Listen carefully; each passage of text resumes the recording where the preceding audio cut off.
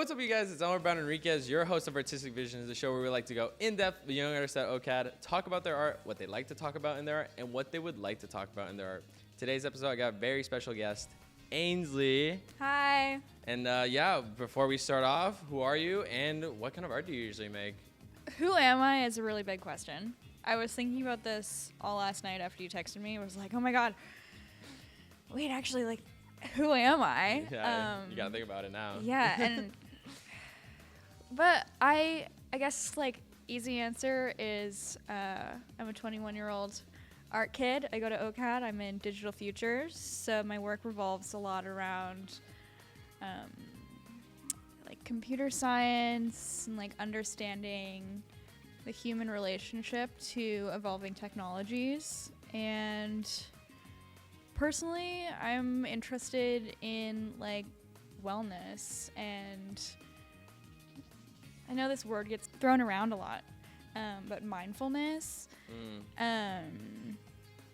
because I think there is something really special about paying attention to your feelings, and that's a big part of my artistic process and like creative output is like paying attention to the way that I feel and just the vibes. No. So I like vibing. That's kind of what I do. I'm just a vibe vacuum. Yeah, vibe vacuum. Yeah, exactly. No, and that's important that when you have your pieces, and obviously when you're in digital features, you obviously have to differentiate like that, that difference between the human art and like the digital art, I guess, right? Yeah. And you're inputting that. Let's move on to your first piece, actually. This piece would be the current cover of my podcast, which started out, it was named Sentient Stardust. That's a bit of a mouthful, so I condensed it down to Stardust Radio. That's her. So we have the Stardust Radio logo here. I guess let's talk about more of the details. What kind of inspired you to kind of draw up this kind of logo for that specific podcast? It was never actually intended to be used for anything. It's a real sticky note that I had stuck in my sketchbook over top of a bad drawing that I just like didn't want to be on the page anymore, so I just like slammed this sticky note down. Yeah. And I don't know, I just like got in there with some like white paint and like started drawing over this sticky note, trying to fix like the sketch that I had, which I think was the original eye there on the top left, and there was like the rest of the face. I was like, oh, this is kind of boring. Like, so I just kind of kept going and like putting more like white lines around, and that's how like the second eye came in, and then the lips there at the bottom, and then I'm a pretty big doodler, so the hearts, lines and stuff. Yeah, a little charm to it too. They weren't intentionally placed, but they make their way into a lot of my sketches and stuff. It's just like little, you know when you're like watching anime or something, and that one character like makes a face, he's like and then there's like little stars around him.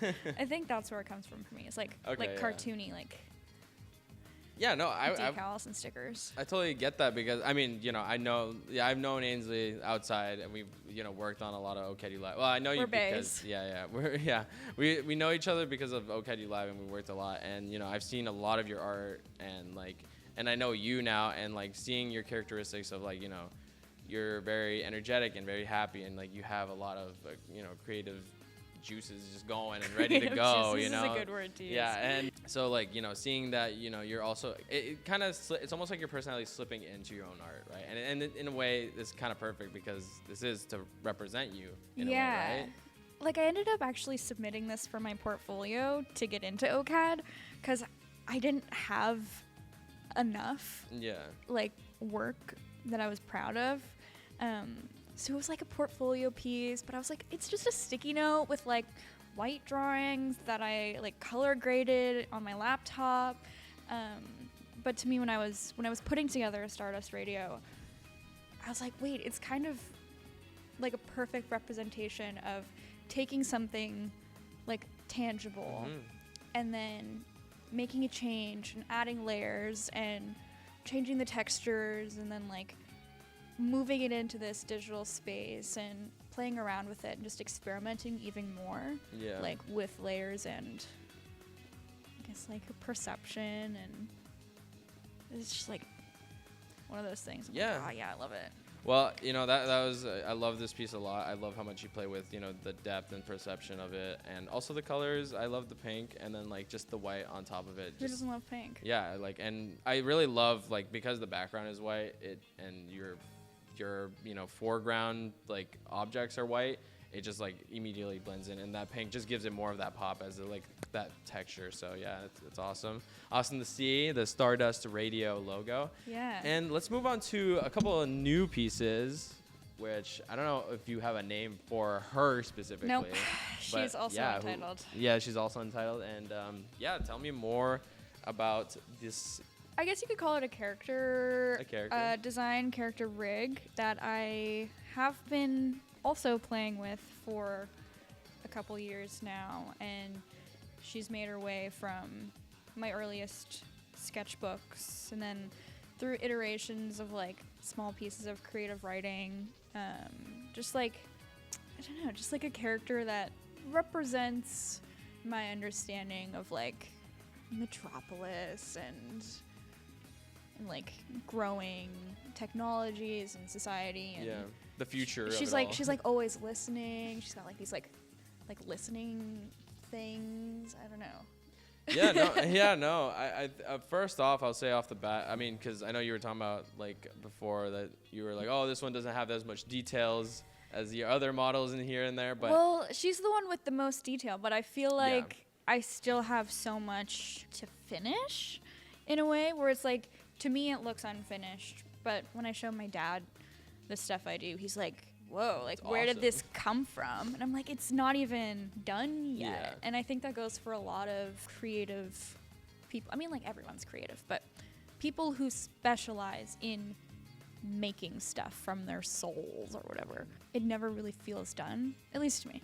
That's my opinion. And you can fight me on that.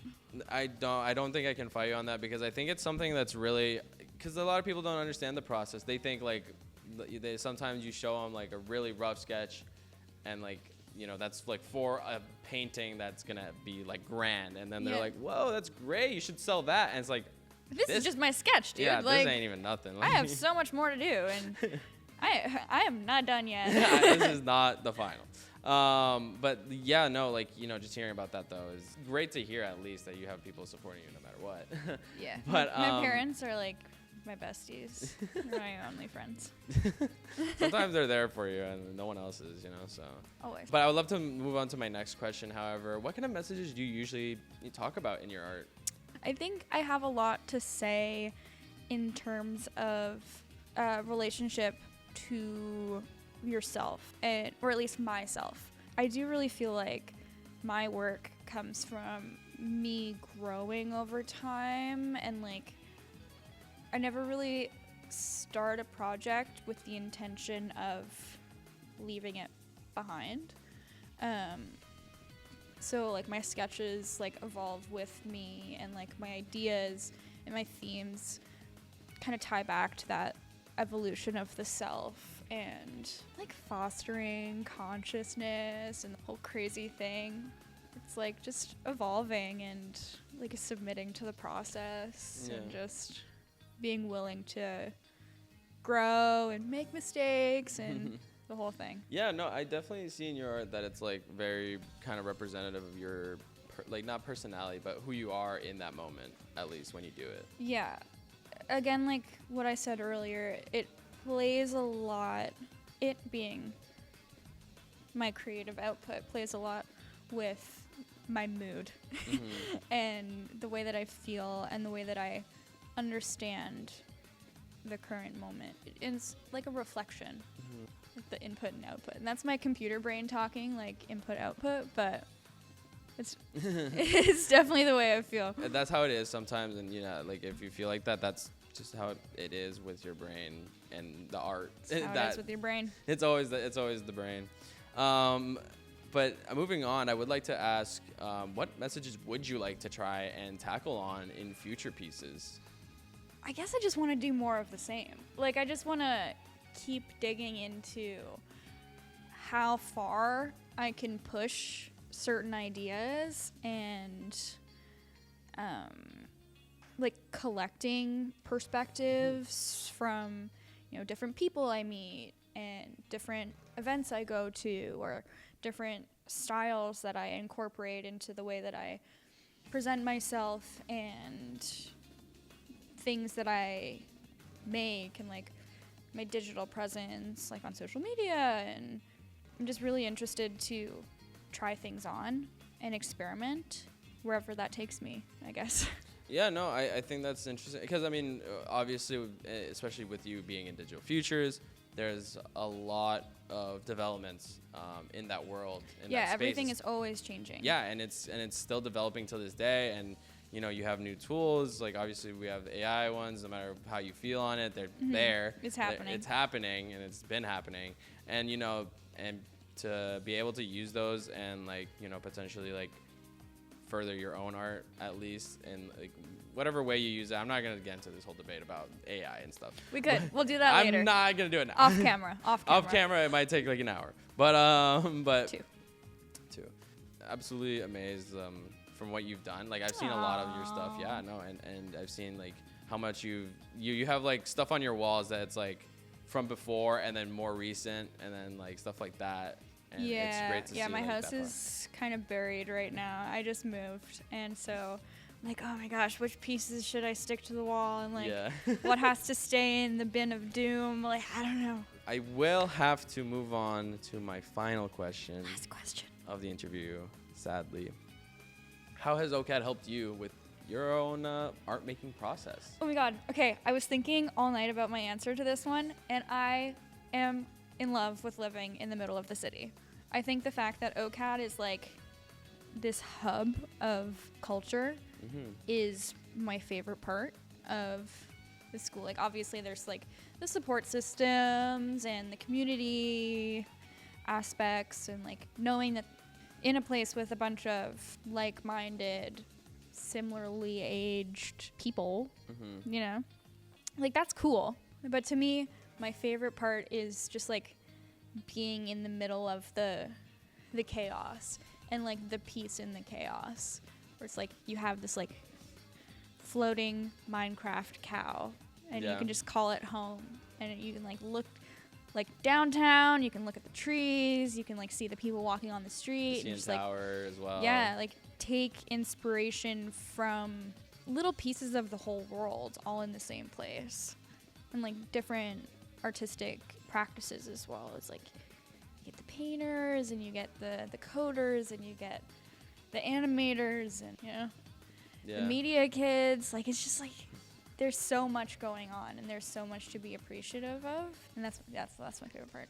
Yeah, I totally, I could see what you mean, because I think a lot of people who have gone to OCAD so far, at least people I've interviewed, haven't said that they like Toronto because of, they've been in Toronto. I think it's, I come from the suburbs. Yeah, that's another thing. Yeah. Government city, suburban Ottawa, and it's very much a steady pace. You know who to expect, and they're all walking their dogs, and white picket fence, no complaints. Yes. I'm very, very grateful, but just living in this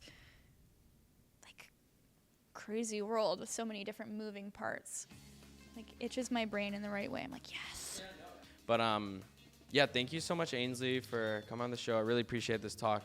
But before we end off this episode, is there anything you'd like to plug, promote, or put out there for the world to know about? Stardust Radio, baby. You can listen to it on Spotify. Just search it up. Yeah, Stardust Radio on Spotify. Is it just on Spotify? It is just on Spotify right now, because that's where I listen to my podcasts. So, yeah. She's a little biased, but it is biased for sure. But, yep. Soon to be everywhere else. Soon to be, if I can get funding. Ooh. Which means you have to listen to it on Spotify first. Yeah, which means supporting their show is important. And follow me on Instagram and other social media. Can you put a little text? I got you. Yeah, Yes, thank you once again for your time and for the interview. No, I appreciate your time. My coffee's kicking in. The coffee's there. Thank you, everyone, for watching the first episode, actually, of the Season 7 premiere of Artistic Visions. I appreciate you guys for sticking along with this show for as long as it's been going. And, there's still one more season, hopefully, to be made. So, not done yet. We'll see you soon, though. And I hope you guys have a great weekend. And I'll talk to you guys later. Bye. Bye. Thank you for having me. Of course. Thank you. Wicka, wicka, wicka.